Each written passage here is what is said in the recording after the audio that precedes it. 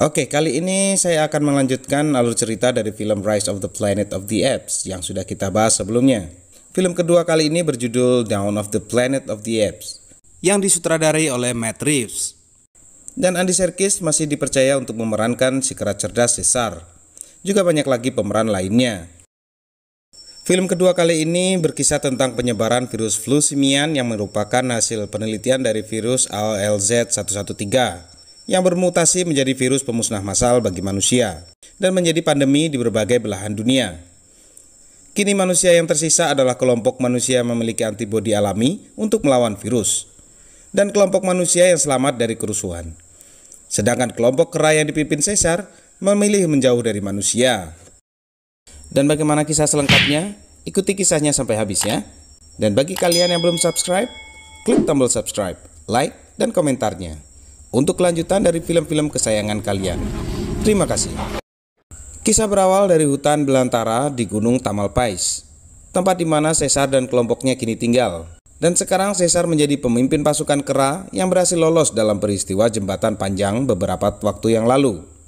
Kini Caesar sudah berkeluarga dan memiliki anak yang bernama Blue Eyes. Dan hari itu Caesar mengajarinya berburu.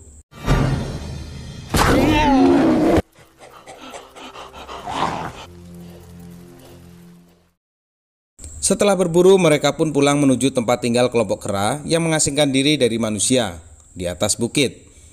Dan Maurice sekarang menjadi guru bagi anak-anak kera. Hari itu terlihat istri Caesar yang melahirkan anak kedua mereka. Blue Eyes juga terlihat bahagia atas kelahiran adiknya yang juga laki-laki. Saat sore menjelang malam, terlihat Caesar mengobrol santai dengan Maurice sahabatnya. Mereka berdua membicarakan kabar tentang manusia, apakah masih ada yang hidup atau sudah punah. Karena mereka tidak mendapat tanda-tanda keberadaan manusia sejak 2 musim terakhir. Keesokan harinya terlihat Blue Eyes dan Ash, anak roket, pulang dari berburu ikan.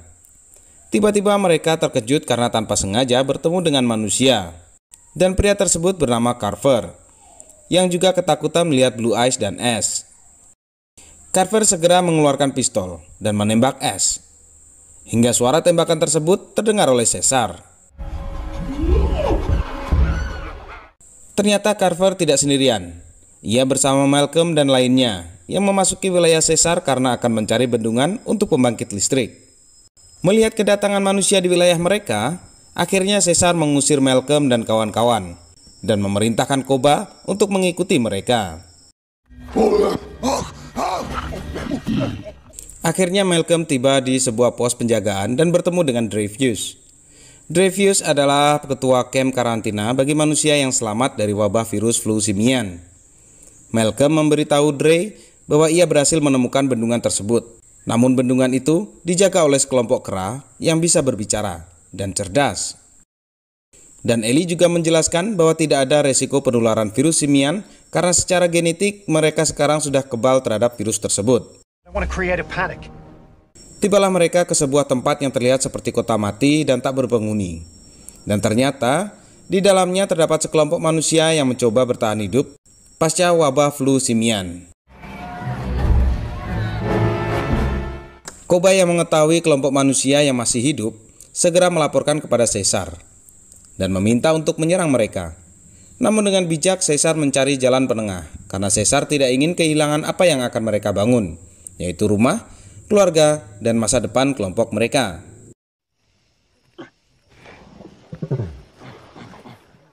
Keesokan harinya Caesar dan pasukan kera mendatangi kamp karantina manusia. Mereka datang bersenjatakan tombak. Hal itu membuat semua penghuni kamp panik. Begitu juga Malcolm dan Drey. Caesar dan pasukannya datang untuk memperingatkan kepada manusia bahwa kera tidak ingin berperang dengan manusia, namun akan melawan jika mereka terpaksa. Dan juga memperingatkan Malcolm untuk tidak kembali lagi ke wilayah para kera. Akhirnya Caesar dan pasukannya pun pulang. Akibat kejadian tersebut terjadi kepanikan di tempat kamp karantina. Dan Dreyfus mencoba untuk meyakinkan mereka apabila para kera kembali, pasukan mereka akan siap dengan persenjataan yang lebih lengkap untuk melawannya. Drey juga akan tetap berusaha untuk mendapatkan daya listrik untuk mencukupi kebutuhan di tempat itu. dan bisa menyalakan alat komunikasi untuk menemukan sisa manusia yang lain. Kemudian Malcolm menemui Dre dan meminta izin kepadanya untuk kembali ke hutan dalam waktu 3 hari. Ia akan mencoba bernegosiasi dengan Caesar untuk melanjutkan misi mereka. Jika Malcolm tidak kembali dalam waktu 3 hari, Dre dan pasukannya akan memburu para kera dan memusnahkan mereka. Akhirnya mereka pun berangkat. Dan ketika memasuki wilayah para kera, Malcolm meminta waktu 2 jam untuk menemui Caesar dan mencoba bernegosiasi dengan Caesar. Saat memasuki gerbang pertahanan markas Caesar, Malcolm dihadang gorila penjaga dan ia ditangkap. Kemudian Malcolm dibawa menemui Caesar. Saat di depan Caesar, Malcolm bermaksud menunjukkan sesuatu kepada Caesar. Ternyata Malcolm mengajak Caesar dan pengawalnya ke sebuah bendungan yang dulunya adalah pembangkit listrik. Namun setelah kejadian pandemi, bendungan itu tidak difungsikan lagi. Dan harapan manusia untuk kebutuhan daya listrik hanya pada bendungan itu.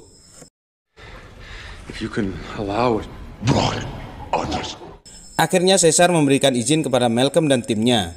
Namun dengan syarat, mereka harus melucuti senjata mereka. Malam harinya terlihat Koba masih mencoba memprovokasi Caesar yang masih menginginkan perang dengan manusia. Namun Caesar tetap tidak ingin mengorbankan rakyatnya, karena jika mereka perang, maka akan banyak korban kera yang tewas. Mendengar jawaban Caesar, Koba pun terlihat marah dan pergi meninggalkan tempat itu.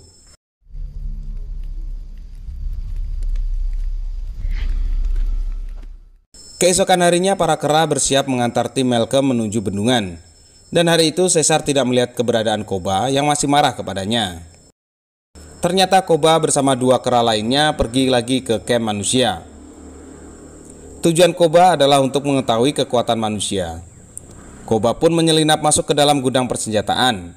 Ternyata para manusia mempunyai persediaan senjata yang cukup untuk memusnahkan para kera. Sementara itu di bendungan terjadi insiden di mana tim Malcolm tertimpa reruntuhan akibat ledakan. Beruntung mereka diselamatkan para kera. Malcolm berterima kasih kepada Caesar atas bantuannya. Dan terlihat anak kedua Caesar turun dan mengajak bermain Ellie dan Alec. Namun Carver yang membenci kera terlihat marah saat adik Blue Eyes membuka penutup senjata yang disembunyikan Carver. Hingga terjadi keributan. Carver pun menodongkan senjata ke arah Blue Eyes. Segera Caesar merebut senjata itu dan hampir membunuh Carver. Caesar pun kecewa karena masih ada yang membawa senjata. Akhirnya ia mengusir Malcolm dan kawan-kawan.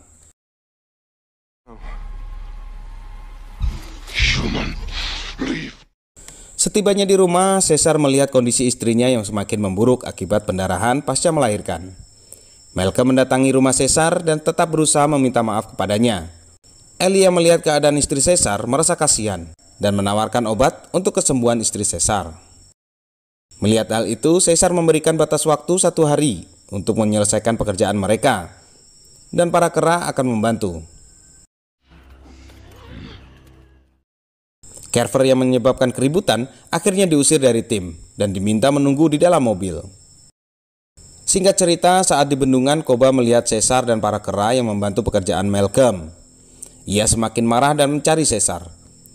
Saking marahnya, Koba hampir menyerang Alec, dan Maurice pun langsung menghadangnya. Koba tidak terima karena Caesar menerima manusia.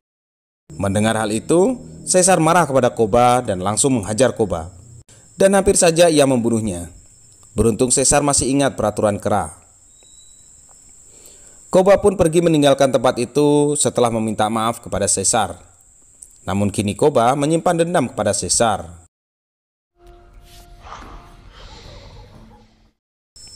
Oke, berlanjut di tempat uji coba senjata. Terlihat Koba menghampiri 2 orang penguji senjata yang sedang beristirahat. Lagi-lagi Koba bertingkah konyol agar bisa mendekati 2 orang tersebut. Lalu tiba-tiba Koba mengambil senjata milik mereka dan menembaknya hingga tewas. Di sisi lain, terlihat Malcolm telah berhasil menghidupkan daya listrik yang menjadi harapan para manusia yang tersisa, dengan bantuan Caesar dan kera lain. Carver yang saat itu masih berada di dalam mobil dihampiri Koba, yang langsung membunuhnya.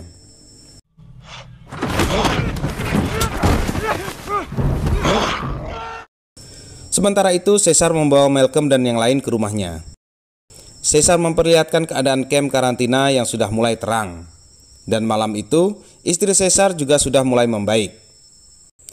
Ketika Caesar melihat ke bawah tebing, ia melihat Koba yang telah berkhianat dengan menembak Caesar menggunakan senjata rampasannya.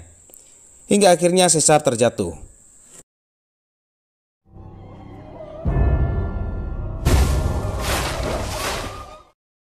Blue Eyes yang melihat topi Carver mengira bahwa yang menembak ayahnya adalah Carver. Dan kera yang lain terlihat marah kepada manusia akibat adu domba Koba. Maurice segera meminta Malcolm dan yang lain untuk lari dari tempat itu, karena akan sangat berbahaya. Koba pun muncul dan memprovokasi pasukan kera bahwa Caesar mati karena ditembak manusia, dan membakar rumah mereka. Koba juga mengajak pasukan kera untuk melawan balik manusia, untuk membalaskan kematian Caesar. Akhirnya di bawah komando Koba, para pasukan kera berlari menuju kota untuk menyerang manusia.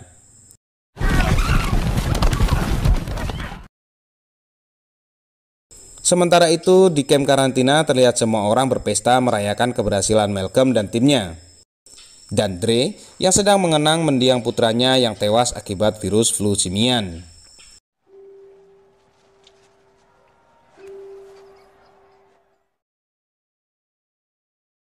Koba dan pasukannya telah sampai di tempat penyimpanan senjata dan menyerang penjaga di sana untuk mengambil alih gudang senjata. Dre yang sedang berusaha menghubungi kelompok yang lain mendapat kabar bahwa para kera kini sudah menguasai gudang senjata. Segera Dre menyalakan alarm tanda bahaya. Dre dan yang lainnya berjaga di pintu masuk camp dengan senjata lengkap dan bersiap untuk menembaki kawanan kera yang datang. Akhirnya perang antara para kera pimpinan Koba melawan manusia tak dapat dihindari. Pasukan kera yang bersenjata terus menembaki pasukan Dre yang mencoba bertahan dan memberikan perlawanan dengan menembaki pasukan kera. Banyak dari pasukan kera yang tertembak dan terkena ledakan granat.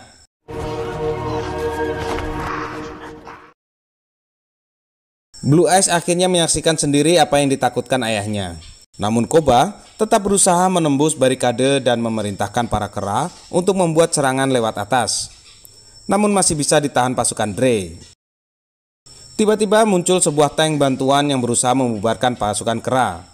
Namun dengan berani Koba menaiki tank tersebut dan mengambil alih dengan melumpuhkan orang-orang di dalamnya.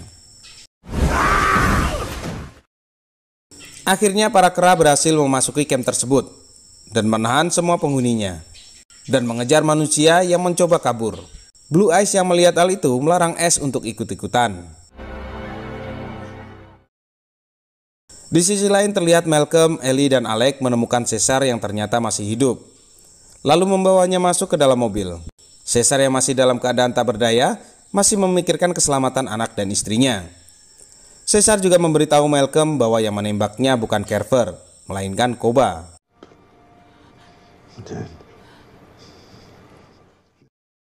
Kini para kera sudah menguasai kota dan terus mencari manusia yang tersisa untuk ditahan ke dalam kandang. Dan saat itu terlihat Ash dipukul oleh seorang pria tua yang berusaha membela diri. Melihat hal itu, Koba meminta Ash untuk membunuh pria tua tersebut. Namun Ash menolak karena bukan itu yang diinginkan Caesar. Mendengar jawaban Ash, Koba pun marah dan menyeret Ash lalu melemparnya dari atas gedung hingga Ash akhirnya tewas. Malcolm membawa Caesar menuju rumah tempat ia dibesarkan oleh ayah angkatnya dulu, yang juga manusia. Melihat kondisi Caesar yang semakin melemah, Ellie akan segera mengoperasi luka tembak Caesar. Namun peralatan yang ia perlukan masih berada di kamp karantina, dan Malcolm pun pergi untuk mengambilnya. Sementara itu, Blue Eyes melihat Maurice, Rocket, dan yang setia kepada Caesar dimasukkan ke dalam kurungan.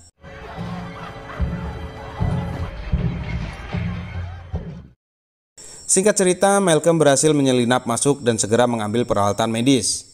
Namun saat ia akan kembali, ia bertemu dengan Blue Eyes. Malcolm pun memberitahu Blue Eyes bahwa ayahnya masih hidup dan membawanya pulang untuk bertemu dengan ayahnya.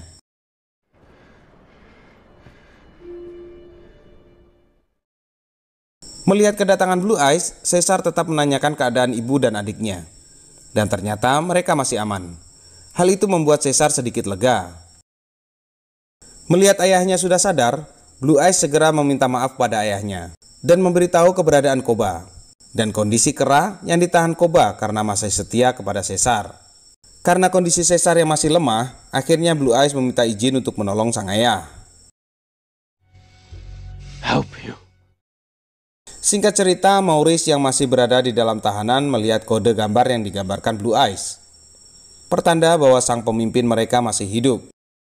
Hingga ketika malam tiba, Maurice dan para kera tahanan yang lain berhasil keluar dan membunuh para kera penjaga, dan mereka segera kabur. Sementara itu, Caesar terlihat mengenang memori masa kecilnya di rumah itu saat ia belajar bahasa isyarat bersama ayah angkatnya bernama Will. Cerita masa kecil Caesar bisa kalian tonton di video sebelumnya ya. Kemudian Caesar melihat putranya yang kembali dengan membawa Maurice, Rocket, dan yang lain. Caesar sangat senang karena masih ada yang tetap setia kepadanya. Dan mereka segera pergi ke menara karena Koba ternyata memanggil para betina dan anak-anak termasuk istri Caesar.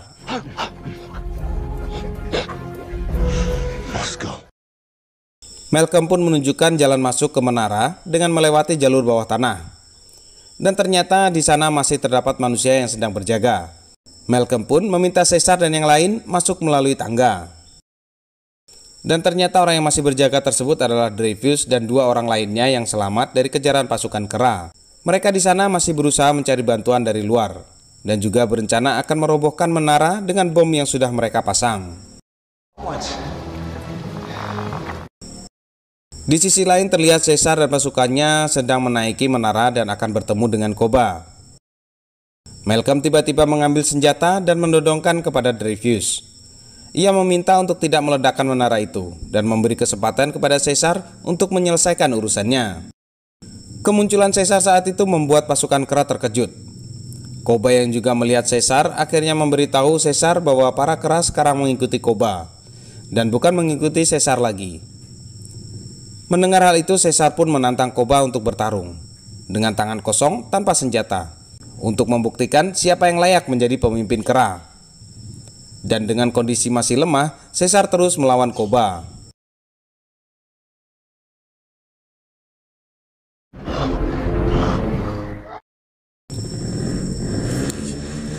Motor siapa atau geber-geber tuh. Pertarungan mereka disaksikan para Kera yang lain. Dan Caesar terus menyerang luka Koba yang membuat Koba juga menjadi lemah. Dan di sisi lain terlihat Dravius sudah berhasil meminta bantuan pasukan dari utara untuk menyerang pasukan Kera dan memilih meledakkan dirinya untuk menghancurkan menara tersebut.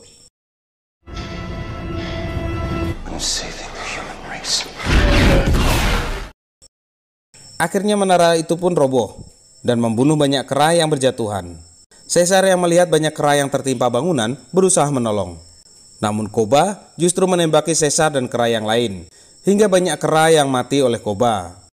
Caesar dengan cepat melompat ke arah Koba, hingga menyebabkan Koba tergantung dan hampir terjatuh. Kemudian Caesar segera mendatanginya. Namun Caesar tidak menolong Koba karena Koba telah mengkhianati para Kera dan memulai peperangan dengan manusia. Dan akhirnya Koba pun tewas terjatuh.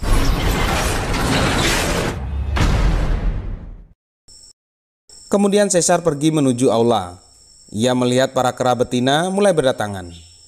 Malcolm yang menemui Caesar akhirnya memperingatkan Caesar bahwa mereka sedang tidak aman karena tentara dari utara akan tiba untuk menyerang pasukan Caesar. Namun Caesar menyadari bahwa Kera sudah memulai peperangan dan tak ada pilihan lain selain melawan. Maka ia meminta Malcolm dan keluarganya untuk pergi sebelum terjadi perang yang lebih besar. Akhirnya film pun diakhiri dengan kembalinya sang pemimpin sejati yang sangat dihormati oleh rakyatnya. Caesar dan pasukannya akan bersiap untuk berperang melawan manusia. Dan peperangan mereka akan kita bahas di video selanjutnya. Jangan sampai ketinggalan ya. Terima kasih.